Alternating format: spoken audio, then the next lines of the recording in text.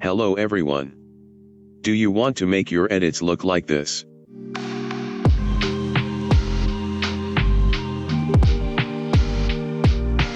This can be easily done by the art of speed ramping. It is just a process of adjusting the speed of the clip in between and making it flow smooth. I have this stock footage in which there are two supercars. Press Ctrl+R on the keyboard. Put the playhead wherever you want a change in speed, then click on this downwards arrow and click Add Speed Point. Then repeat this for other speed points. Now the clip has been divided into 4 sections. I'll drag this segment inwards to increase the speed of this section. Then stretch it outwards to decrease the speed of the other section. Right-click on the clip and select Retime Curve, and this graph will appear. Select on these dots one by one and click this button to make the graph smooth. Then you can also drag this line to it more smooth. Select the clip and click Stabilize in Inspector tab.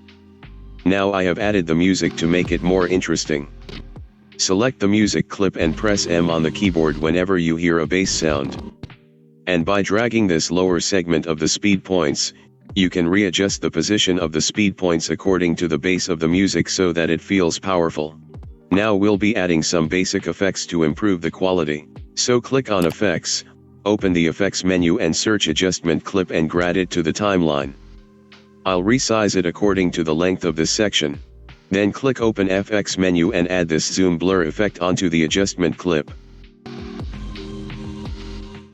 Click on this Effects menu in the Inspector tab.